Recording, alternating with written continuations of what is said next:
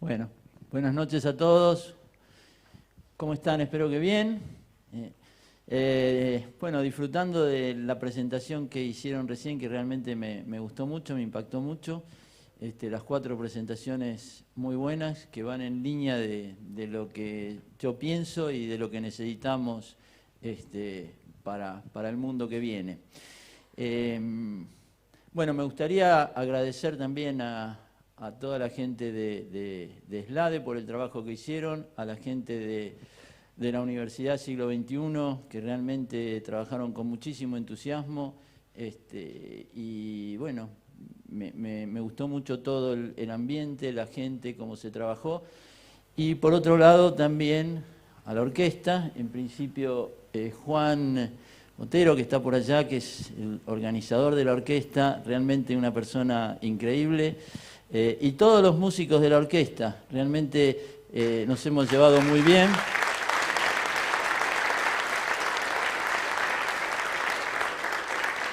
Y aparte de ser excelentes músicos, excelentes personas, que creo que es lo más importante, hicimos un trabajo bien en conjunto, de igual a igual, discutiendo las cosas en los ensayos, y que creo que es lo más importante y tiene que ver un poco con la filosofía de lo que se necesita. Así que bueno, primero vamos a hacer que afinen la orquesta, lean.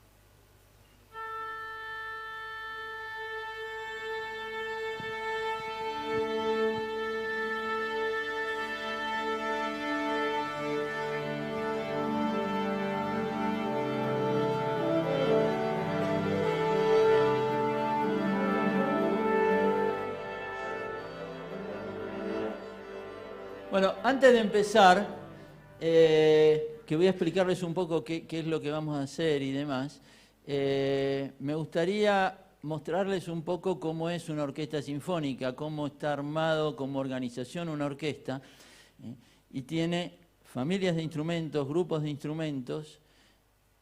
Por ejemplo, tenemos los primeros violines, si se pueden parar todos, así los vamos viendo, el grupo de primeros violines, que forma parte de las cuerdas, gracias, los segundos violines, que van de agudo a más grave. Segundos violines, gracias, violas,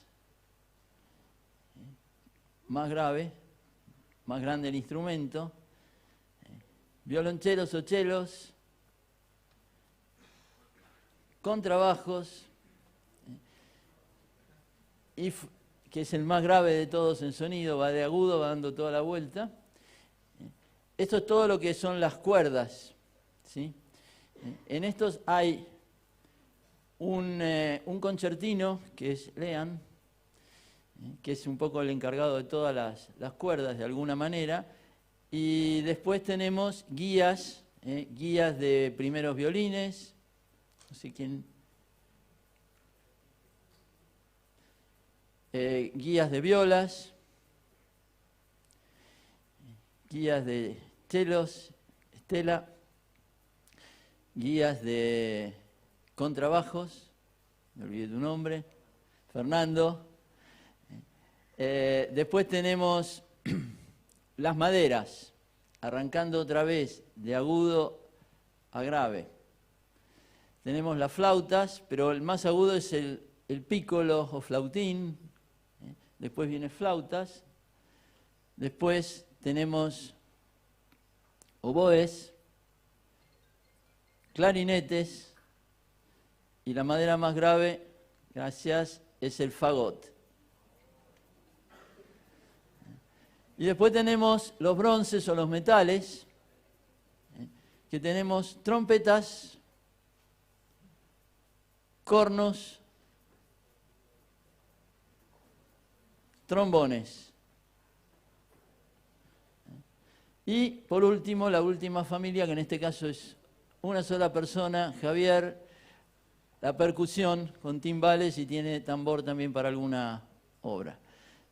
Bueno, entonces ahí es como está formada la orquesta. En cada uno de los instrumentos está el solista, ¿no es cierto? En las flautas, el solista en oboe, que están juntos, los dos solistas. Después solista de clarinete, solista de fagot, que van juntos. Y así un poco los distintos grupos. Entonces funciona como una organización, pero funciona en un todo, digamos. Para que la cosa pueda funcionar bien, tiene que funcionar como un todo junto. Bueno, vamos a ver cómo era esto por acá. El tema de este seminario concierto es algo que lo empecé a hacer por primera vez en el año fines del 2005. Después lo fui haciendo en distintos lugares, en distintas ciudades, en distintos países a lo largo del tiempo, digamos, y con distintas temáticas. Esta temática que tratamos de poner para tiene que ver con la sustentabilidad, la disrupción y la naturaleza. ¿Qué relación tienen las tres palabras? ¿Alguien se anima a decir algo sobre eso? Bueno, si uno piensa qué tienen que ver esto, tiene que ver un poco con el mundo que estamos y qué relación tiene esto con la música, ¿cierto? Necesitamos la sustentabilidad, necesitamos el cuidado del planeta, necesitamos un montón de cosas a través de eso, y la naturaleza tiene que ver con todo esto. Entonces tenemos que cuidar la naturaleza nos da una cantidad de cosas, y por el otro lado la disrupción que la necesitamos. No podemos seguir con las mismas cosas que estábamos haciendo, sino tenemos que romper con lo que hicimos, con lo que hacemos y generar otras cosas nuevas y que le guste a la gente, pero también con el cuidado de la naturaleza y no generar cosas por generar cosas, sino con el cuidado de la naturaleza para que se pueda sostener el mundo. O sea, hay relaciones, y esto está relacionado mucho con la música también, porque cuando uno mira a los compositores, y podemos poner casi todos los compositores importantes, los grandes compositores, por ejemplo Beethoven decía, para componer yo tengo que componer en el campo, no puedo componer en la ciudad, y alquilaba desde la primavera y el verano y se iba a componer afuera, alquilaba casas siempre en lugares donde podía disfrutar de la naturaleza y componer en ese lugar. Dvořák lo mismo, Mendelssohn lo mismo, la mayoría de los grandes compositores necesitaban estar en la naturaleza para poder crear, para poder imaginarse, para poder lograr cosas, y la naturaleza es fuente permanente de creatividad, fuente permanente de creatividad. Cuando uno mira estas dos fotos, ¿qué es complejo y qué es complicado? Si uno mira ahí, ¿qué es complejo y qué es complicado? Esas palabras son importantísimas para entender muchas cosas. Cuando uno mira qué es complicado, qué es complejo, fíjense, la naturaleza es compleja, el reloj es complicado. Complicado es algo que crea el hombre y que se pueda reparar. Complejo es lo natural. El mundo es complejo. Nosotros como personas somos complejos, pero podemos complicar también. La acción nuestra, podemos destruir la naturaleza, podemos intervenir en los lugares y complicamos lo que es complejo. Entonces empezamos el calentamiento global o muchos temas tienen que ver con la acción nuestra. Pero la acción nuestra también puede ser poner los semáforos en las ciudades. Ya hay muchas ciudades que están empezando a eliminar los semáforos. ¿Por qué? Porque generan embotellamientos de tráfico, generan un montón de cosas cuando puede facilitarse poniendo reglas simples. Hamburgo ha sacado muchísimos semáforos y pone reglas simples que lo conoce todo el mundo.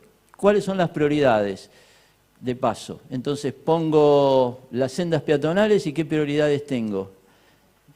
Primero pasa si hay algún tema de ambulancias o bomberos o ese tipo de cosas. Segundo, las bicicletas. Tercero, los peatones. Cuarto, el servicio público. Quinto, los autos. Y después, cómo giro en una rotonda, cómo juego. Y eso es mucho más fuerte que intervenir. O intervengo poniendo radares en las rutas y controlo. Es más peligroso eso, detectaron en los estudios que hicieron, que dejar velocidad libre y seguir reglas. ¿Cuáles son las reglas? Voy por la derecha, si tengo la izquierda es para pasar nada más, y no me quedo a la izquierda. Respetando reglas, tienen muchísimo menos accidentes. Alemania, República Checa hicieron eso y se reducen los accidentes al máximo, dejando libertad a la gente con reglas fijas. Y podés ir a la velocidad que quieras. Cuando estás mirando, si tenés el mirar, acá hay un radar, estoy mirando a otro lado y no miro adelante. Entonces, cuando intervenimos, complicamos. Y cuando complicamos podemos generar problemas. Entonces, evitar eso, el complicado y complejo.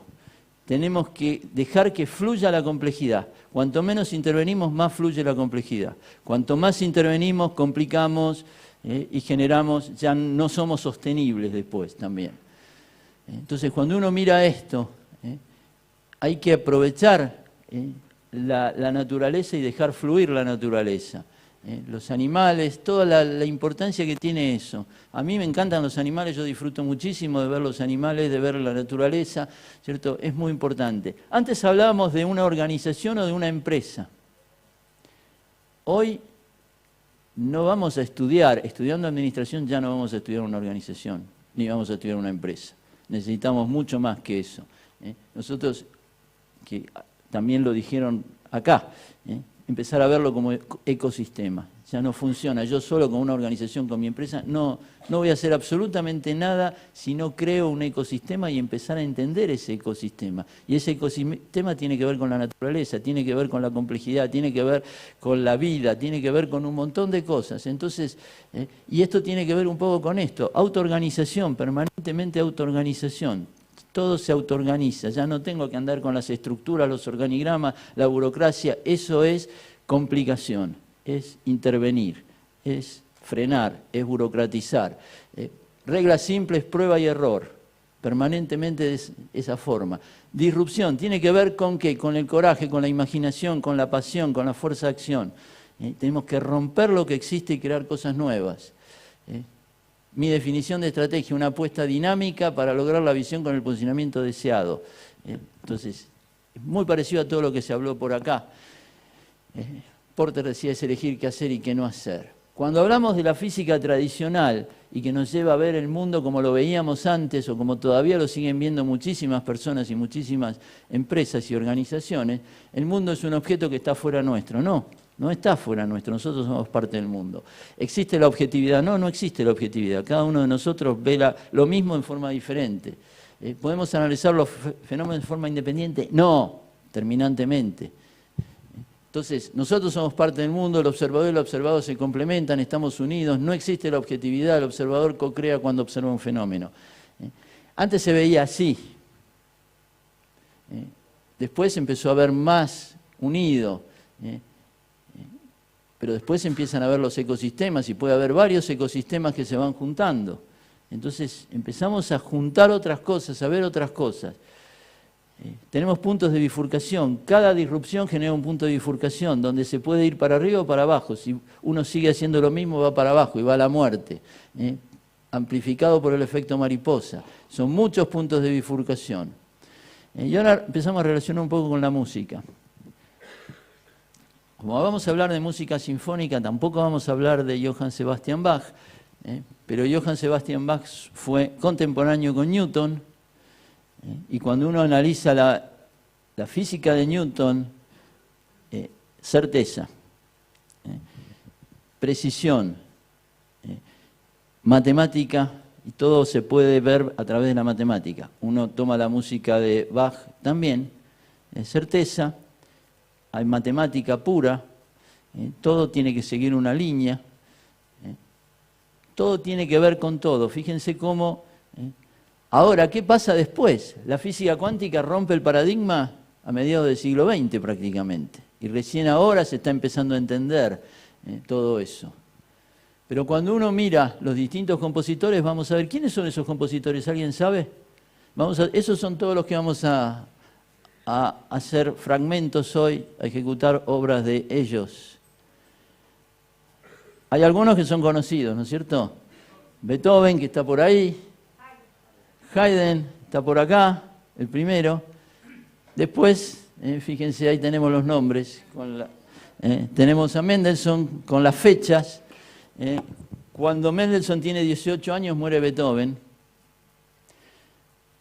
Smetana o Smetana, como dicen los checos, en alemán es Smetana, en checo es Smetana, y Dvorak, Antonín Dvorak. Los dos últimos checos. Otra pregunta, ¿tiene sentido en dividir clásico, romántico, posromántico? Como se hacía cuando uno estudiaba música en distintos lugares. Creo que hoy ya no. Y es muy claro ver que no. No tiene más sentido verlo de esa manera. Antes se separaban las cosas. Típicamente newtoniano, donde tenía una certeza. Este es clásico, este es romántico, este es posromántico, este es moderno, este es de... Entonces tenemos que empezarlo a ver por puntos de bifurcación. Haydn crea algo, un punto de bifurcación sobre Bach. Beethoven crea un punto de bifurcación sobre Haydn. Haydn fue maestro de Beethoven. Mendelssohn crea un punto de bifurcación sobre Beethoven y así se van creando puntos de bifurcación. Y no es que podemos decir, algunos tienen partes que pueden ser tradicionales, clásicos, pero usan otras cosas y entonces vamos a ver cómo se anticipan y qué es lo que va pasando. Entonces uno tiene que empezar a mirar desde otro lado, todo el mundo hay que mirarlo de forma diferente. Las bifurcaciones son infinitas, cada disrupción es una bifurcación y cada vez hay más bifurcaciones y más bifurcaciones. Si miramos Haydn, fíjense lo que dice ahí, fue el primer artista de cualquier clase en lograr celebridad en toda Europa. ¿Y por qué? La pregunta del por qué, él lo que hizo fue primero romper el paradigma de Bach. Bach componía para Dios, Haydn compone para su público. Primero, dependiendo de un príncipe, Esterházy, Nicolaus Esterházy, que tenía la mejor orquesta, llegó a formar la mejor orquesta de Europa en su momento, y dependía de él y componía lo que el príncipe le pedía, pero para el gusto de los invitados del príncipe. Entonces él creaba eso. Cuando el príncipe se muere es un emprendedor, y entonces empieza a decidir qué quiero y qué no quiero, estrategia pura. Y por otro lado, él siempre decía, si lo que yo hago al público no le gusta, lo mío no sirve para nada.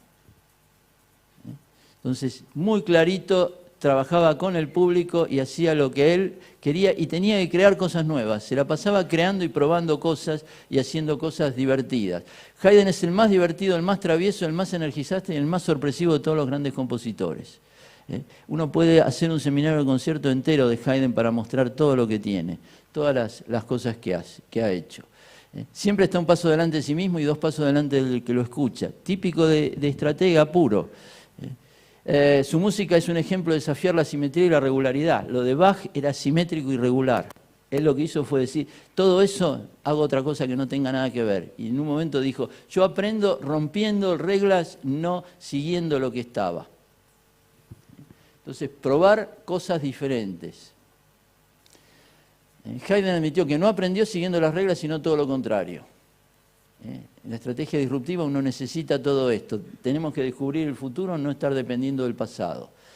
Y entonces crear algo que rompa con lo que está, pero siempre que le guste a los consumidores.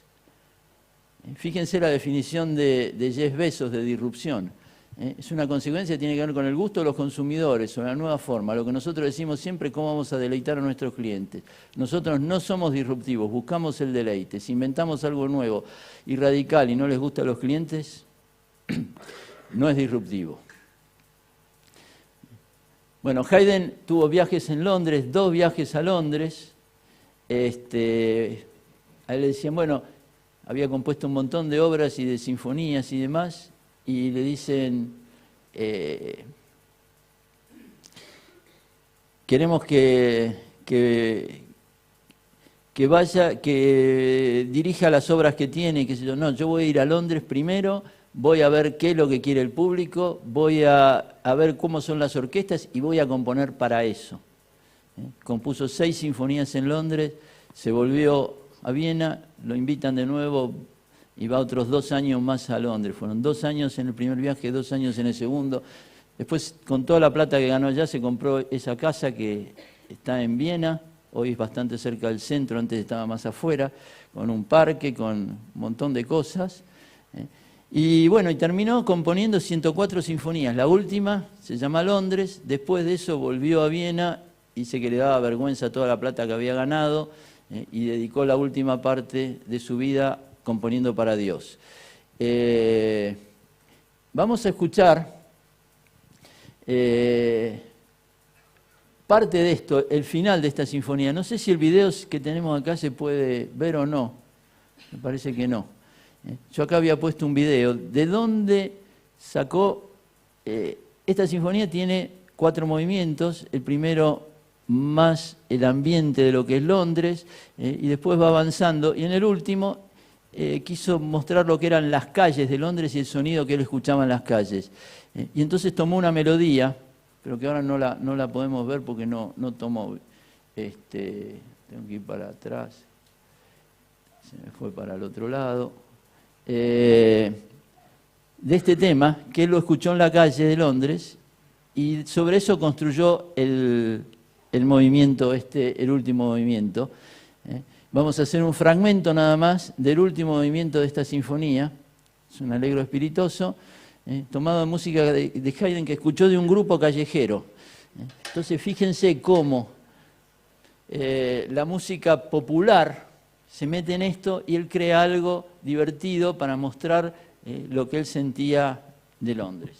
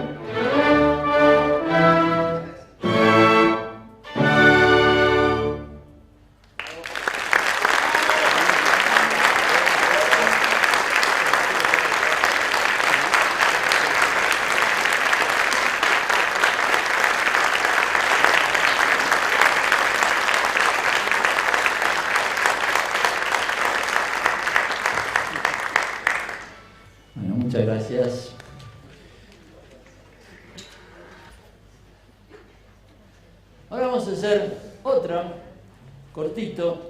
Esta sinfonía es anterior, número 60, la hizo para el príncipe. Y está compuesta mucho antes, en 1774, y es la primera sinfonía de toda la historia con 6 movimientos. Siempre tenían 3 o 4, al principio empezaron con 3, después 4. Esta se le ocurrió poner 6 movimientos. Después Beethoven hizo 5 movimientos en la pastoral. Pero acá es la primera sinfonía con 6 movimientos, y vamos a escuchar el último, que es cortito, que es un prestísimo. Vamos a ver cómo sale.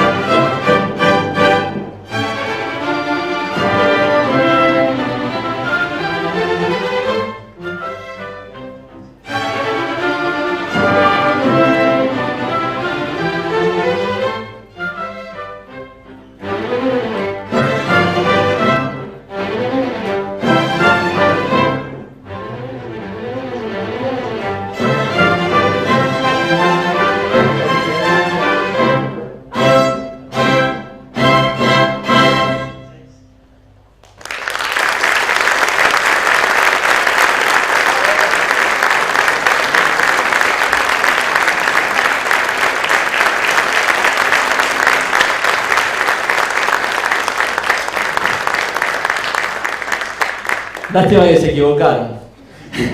No es así a propósito. Es así a propósito. Lo que hizo Haydn, justamente, Haydn era así, de hacer cosas divertidas y hacer cosas para sorprender, y dijo, bueno, vamos a hacer esto para que la gente se quede, ¿qué pasó? No, lo hizo a propósito. Pero tal es así que los copistas que aparecieron después cambiaron esto y dicen, no puede haber escrito semejante disparate Haydn, y lo corrigieron. Recién, hace pocos años lo descubrieron que eso no era lo que había escrito Haydn. Entonces, si uno escucha esta versión anterior, está con eso corregido, y después aparece una afinación, parecía algo tan raro que no tenía nada que ver.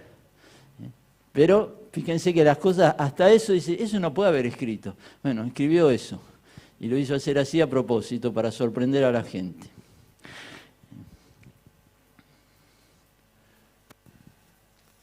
Cuando uno habla de core competence o habilidades esenciales, que uno empieza a decir, bueno, la capacidad para generar ventajas competitivas, como sustento de la visión, debe ser única, difícil de copiar. Gary Hamel y C.K. Prahalat. Si uno mira las habilidades esenciales de Haydn o los core competence, habilidad para innovar pensando en los gustos de la gente, típico. Habilidad para divertir al público. Habilidad para romper reglas sin crear situaciones complicadas. Habilidad para liderar a través de la humildad. Habilidad para trabajar consistentemente en función de una estrategia. Visión positiva del futuro.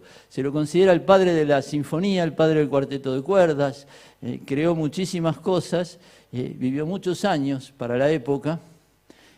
Y entonces, bueno, y Beethoven, si tomamos lo mismo, habilidad para romper reglas, para lograr innovaciones disruptivas, coraje, para aprender de los errores, visión positiva del futuro. Entonces, cuando uno mira eso, tiene mucho que ver lo de Haydn también con esto, con autoorganización, con reglas simples, con prueba y error, que hoy, esto está escrito en libros nuevos, aparecen cómo tienen que manejarse las organizaciones hoy. Bueno, uno miraba cómo se manejaba Haydn o cómo se manejó Beethoven en muchos casos, y tiene que ver con esto.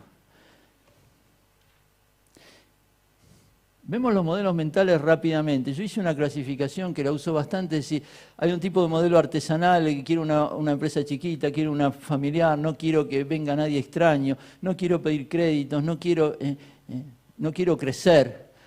O el industrial, quiero crecer pero lo quiero hacer yo solo. O el marketinero, que el marketing lo hace todo. O el financiero, el modelo más negativo. Cuidado para invertir, hay que tener cuidado, hay que ver todo el valor actual neto, todo lo demás. Uy, se me fue para otro lado. Y el abierto, que dice, tengo el modelo abierto y veo si puedo hacer alianzas, franquicias, qué puedo hacer, qué me conviene, qué no me conviene. Pero esos son todos los modelos mentales de las organizaciones tradicionales. Si uno dice hoy qué necesitamos, necesitamos un modelo mental holístico, empezar a ver el mundo desde otro lado, con un ecosistema, con que está todo unido, está todo, otra manera de ver el mundo, entender muchas cosas que no se entendían. Cuando uno mira qué modelo mental podía tener Haydn, ¿qué dicen? Y sí, tenía un modelo mental holístico, veía muchísimas cosas que otros no veían. Incluso cuando le enseñaba a Beethoven, dice, en un momento dice, yo no puedo enseñarle porque él hace todo distinto a lo que yo le digo. Entonces, dice, bueno, lo que trato de hacer con Beethoven es, viene a casa a tomar chocolate y yo les hablo de la vida, les enseño otras cosas, no de música. Entonces, fíjense la manera de ver la cosa, cómo se tiene que comportar, qué tiene que hacer, cómo es. Bueno, cuando vamos a Beethoven, estamos hablando de disrupción violenta. Beethoven ya era distinto. Haydn era una persona que se llevaba muy bien con todo el mundo, formaba parte, armaba la orquesta y él era parte de la orquesta y le daba solos a los distintos instrumentos, trabajaba de una manera diferente. Cuando Beethoven ya era una persona difícil. Primero que tenía problemas de audición, con lo cual el humor era diferente. Era una persona súper correcta, pero era difícil. Quería romper reglas, quería hacer cosas y a veces maltrataba también a la gente. O sea, la forma era distinta. Cuando uno mira Beethoven, ¿qué cosas encuentra? Bueno, por un lado, lo de Haydn. Por otro lado, fuerza, disrupción permanente, pasión. Y con la primera y segunda sinfonía tiene mucho que ver con Haydn, pero con la tercera rompe todo el paradigma de la música. Estamos hablando de 1803, cambia de siglo y él rompe todo y lo ve como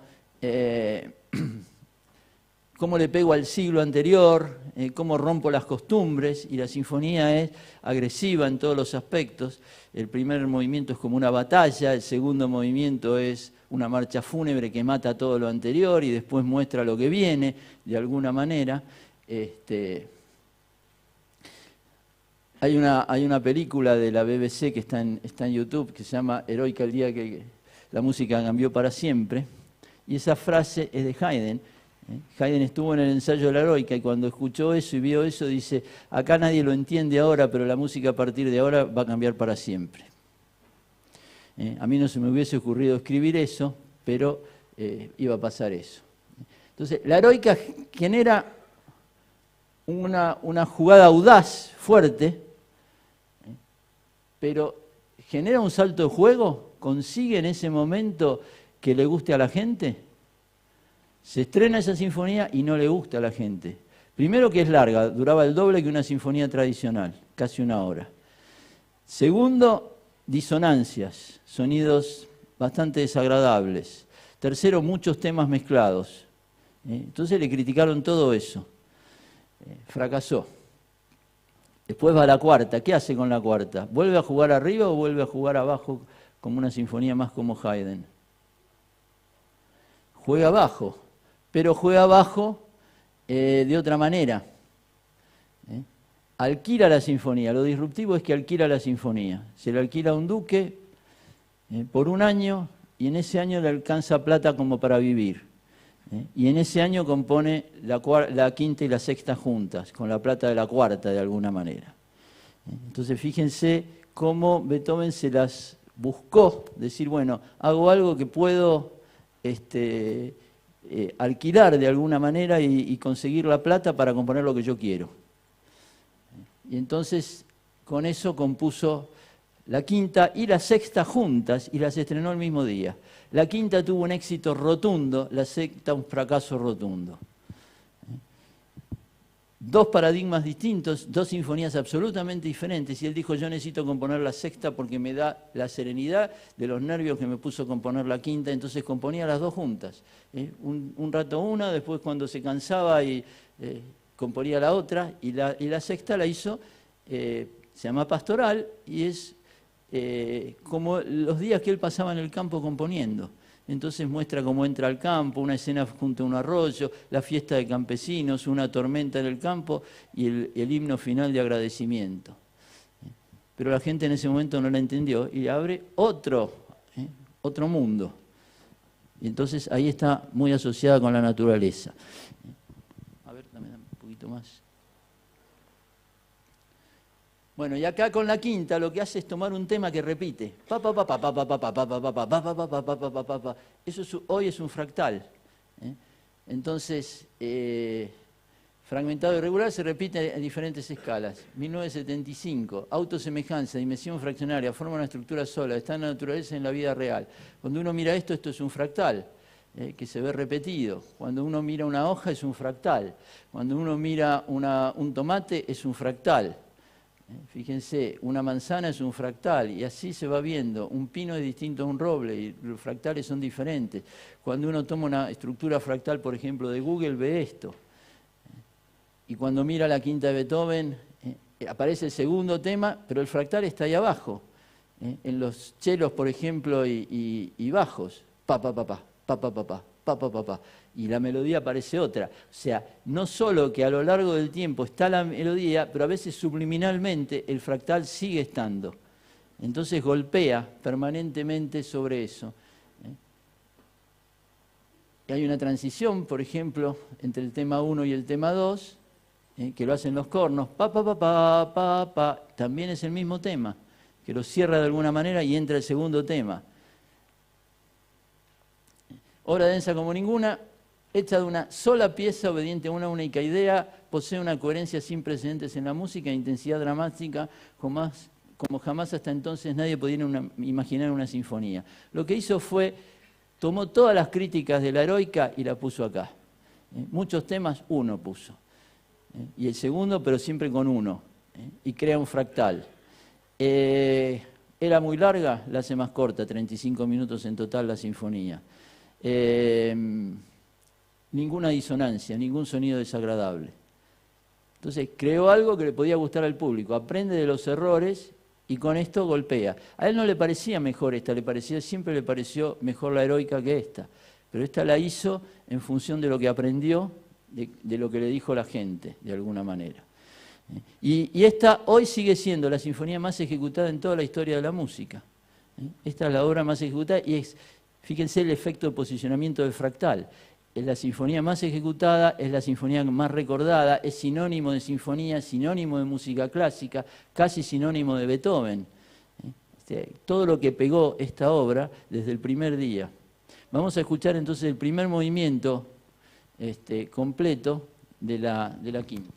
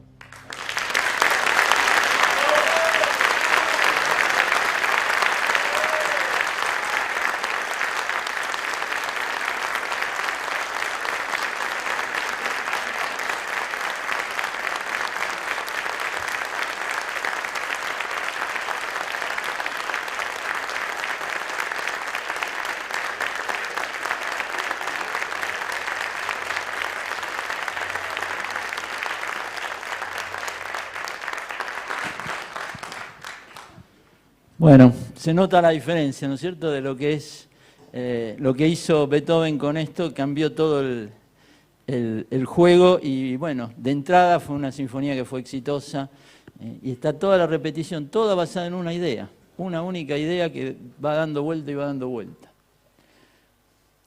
Acá sí, Beethoven genera un salto de juego y Beethoven empieza a ser Beethoven ya en su época, a través de lograr esto.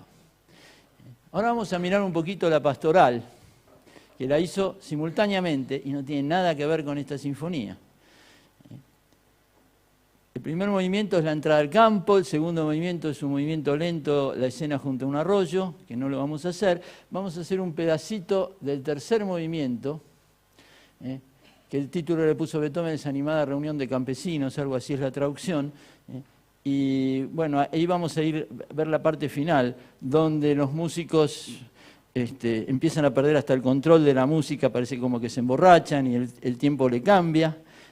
Y después les viene la tormenta, está unido al cuarto movimiento que es la tormenta, viene la tormenta. Entonces, fíjense que Beethoven crea una tormenta donde vamos a escuchar los truenos, el viento, las distintas cosas, y después la tormenta se va calmando y aparece el último movimiento que está unido con esto. O sea, los tres movimientos están totalmente unidos como si fuese una sola cosa, y es un himno de agradecimiento final cuando termina la tormenta. Himno de pastores, alegría y sentimiento de agradecimiento después de la tormenta.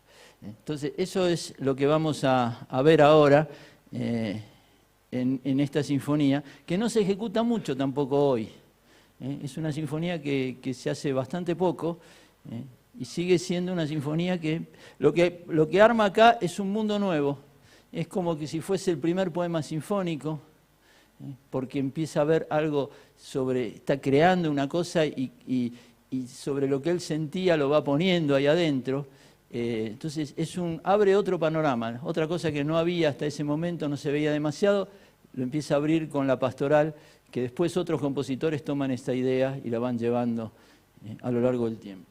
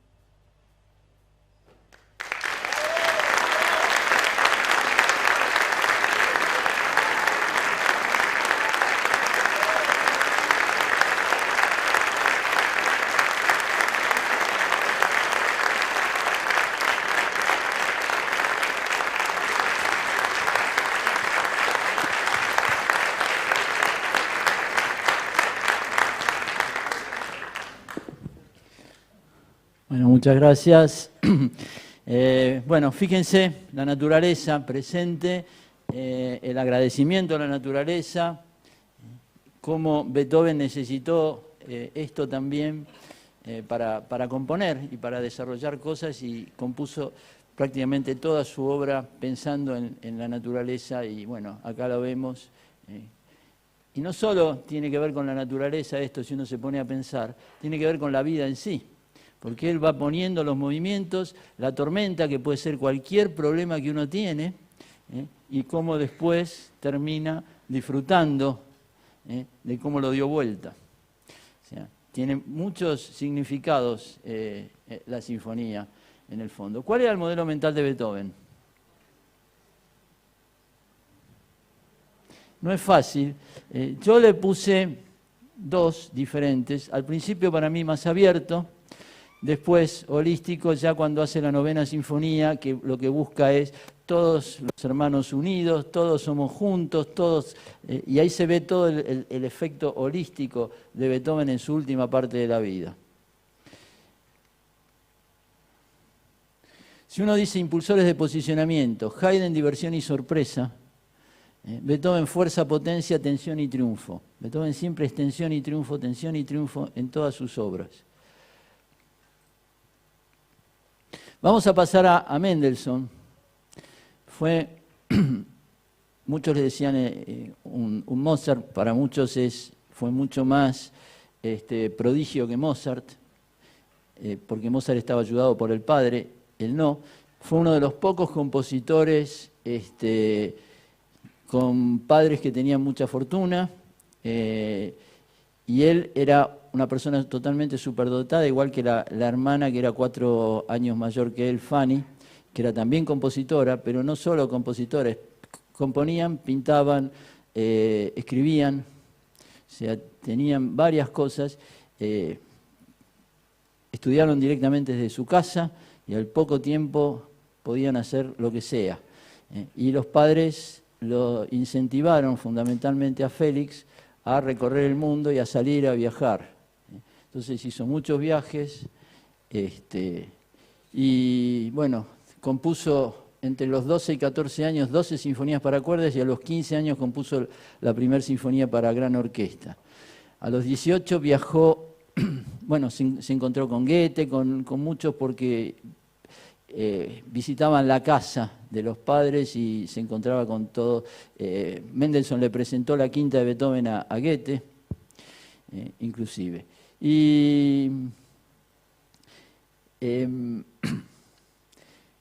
¿qué fue lo que pasó? A los 18 años se fue a Inglaterra, a Londres viajó muchísimas veces, estuvo con la reina lo tenía como favorito y le componía cosas para la reina Victoria y demás. Y después visitó, la primera sinfonía se estrenó en Londres, después visitó Escocia, y cuando fue a Escocia se enteró que hacía un año habían descubierto unas cuevas, la gruta de Fingal, en unas islas Hébridas.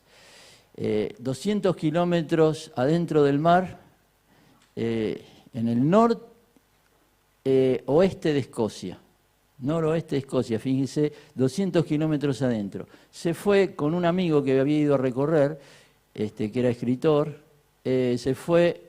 tomaron un barco de vapor y se fueron a ver esas islas en ese momento. Fíjense lo que hizo, por la travesía con el mar, con ese barquito se metió y fue a ver lo que le habían dicho. Entonces, bueno, acá hay otras cosas más y ahora les voy a contar un poco lo otro. Habilidad para generar alegría, pureza, felicidad y paz sin sufrimiento. Habilidad para describir musicalmente los paisajes y sus sensaciones. Habilidad para crear sin romper los moldes tradicionales. Siguió con los moldes tradicionales, pero creó otras cosas diferentes. O sea, la creatividad de él fue por otro lado, no rompiendo la forma de hacer música. Bueno, acá están las grutas. Se mete ahí, bueno, esto fue lo que fue descubriendo Mendelssohn, y se metió en esa época ahí con el amigo en un barquito de vapor. Y sobre eso compuso esta obra, que la llamó como obertura, la gruta de Fingalo, las Ébrias, tiene los dos nombres. Y cuando estaba ahí, le escribe a la hermana una carta diciéndole: no sabés lo que descubrí, lo que es eso, las maravillas que son esas cuevas, y para que veas lo que es, le escribió la melodía, dice: esta es la melodía maravillosa de lo que es, para que veas qué es lo que estoy viendo yo. Y entonces le escribió la melodía, que después la puso como el tema principal de la obra. Y vamos a hacer la melodía sola, que aparece no al principio. Vamos a hacer la melodía.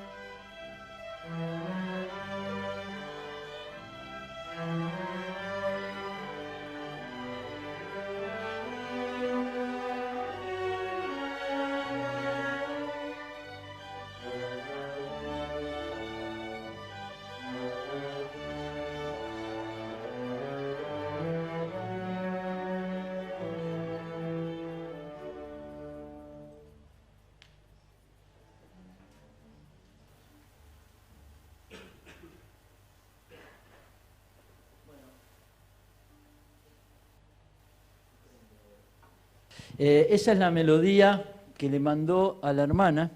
Y fíjense que tocan los chelos la melodía, pero del otro lado hay un sonido que no tiene melodía. ¿Saben qué es? El brillo del mar.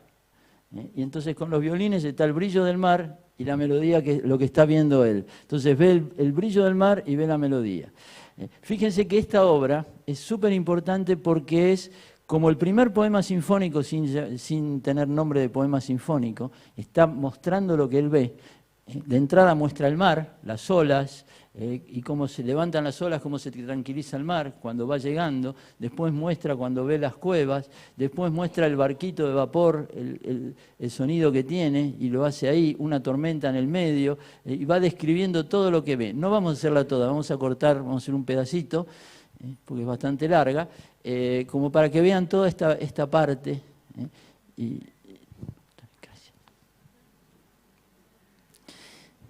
Entonces vamos a ver todo esto cómo es, y para algunos también es como la primera obra impresionista, muchísimos años antes de que nazca el impresionismo.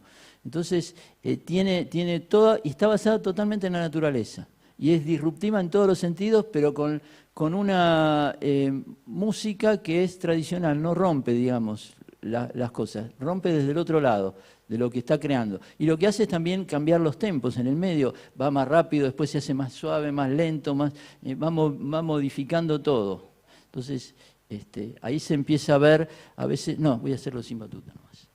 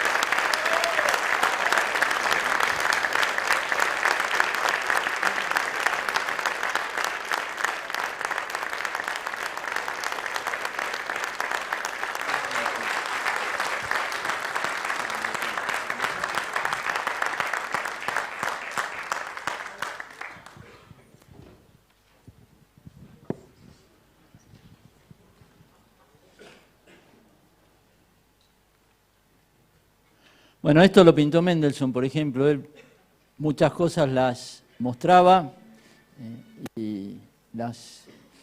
¿Cuál era el modelo mental de Mendelssohn? También bastante difícil. Abierto o holístico, habría que verlo. Esta era la casa de Mendelssohn en Leipzig, fíjense lo que es. Bueno, uno puede ver, por ejemplo, este tipo de cosas. Estas son sinfonías de Haydn, donde pueden estar, o las sinfonías de Beethoven, de distintos casilleros, o cómo se fue moviendo el corredor, partiendo de los hijos de Bach para adelante, cómo Haydn, la heroica abre un corredor, la quinta abre otro, la novena abre otro diferente, y se van generando, la pastoral crea otro, donde entran a jugar Mendelssohn, Smetana, Dvorak y otros. Esto lo vamos a saltear ahora porque estamos con poco tiempo, así que vamos a pasar al...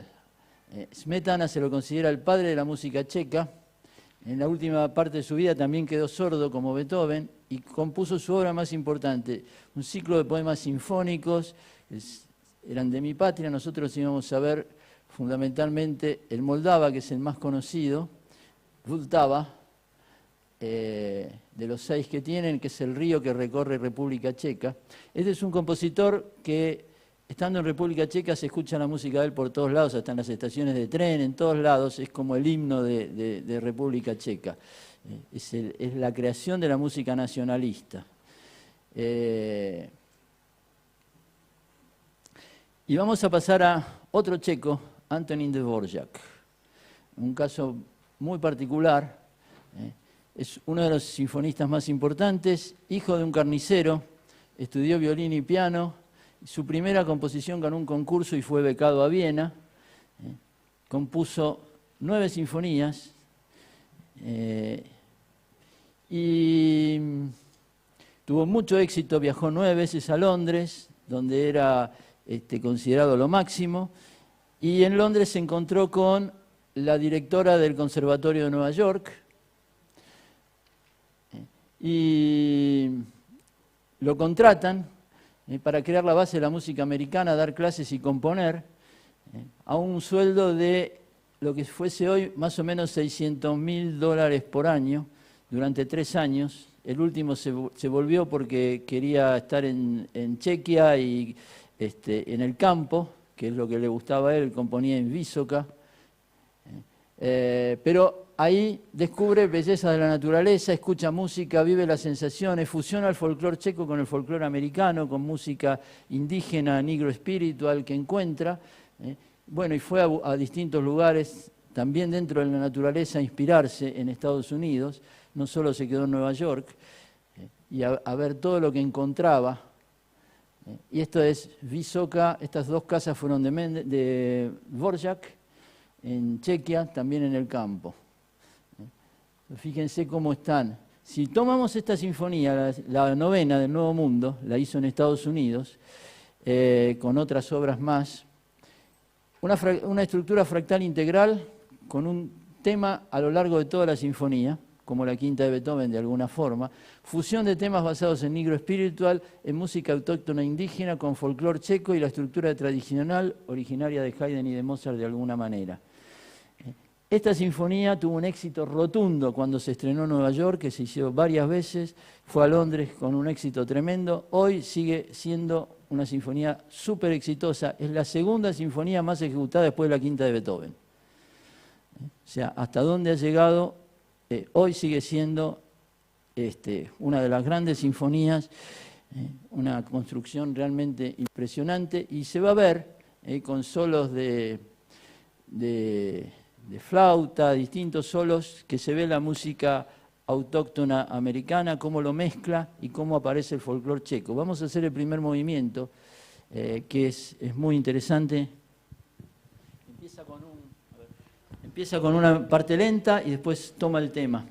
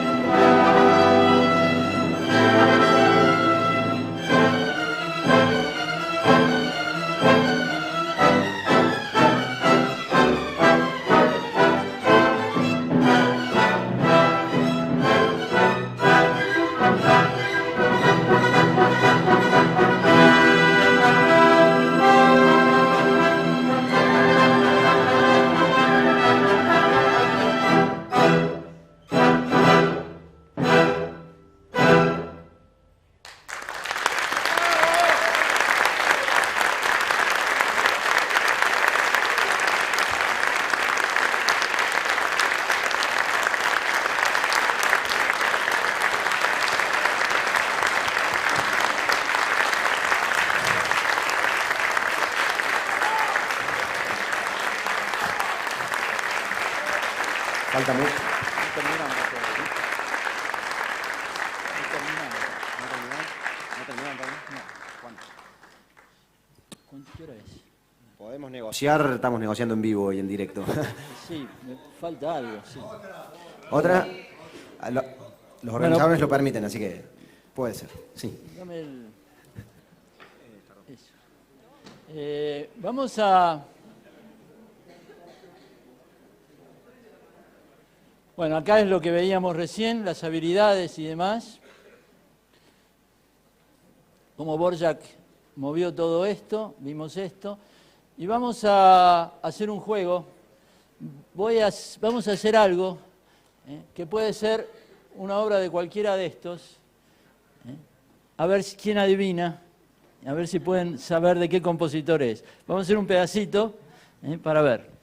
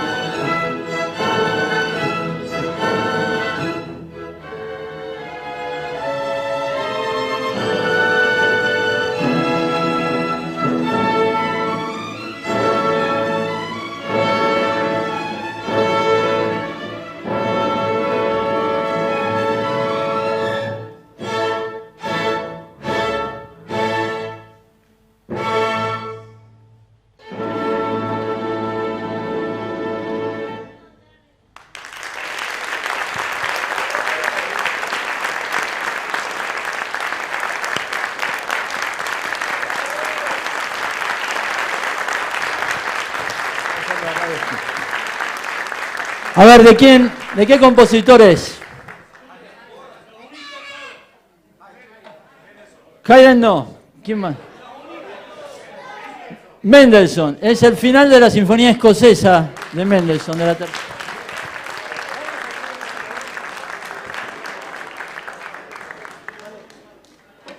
Vamos, Radetzky, para terminar.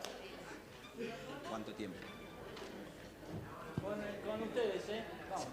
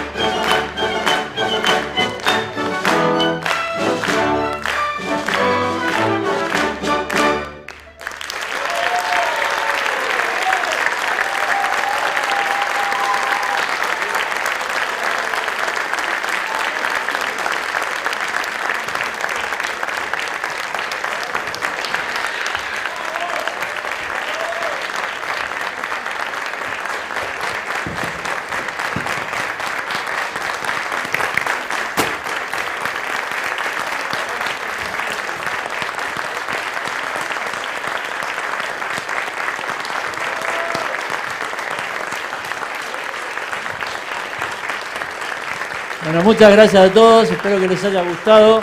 Muchísimas gracias a la orquesta. Un trabajo muy lindo en conjunto con todos. Así que entre todos y con ustedes lo pudimos hacer. Espero que les haya gustado. Muchas gracias a todos. Muchas gracias a toda la orquesta.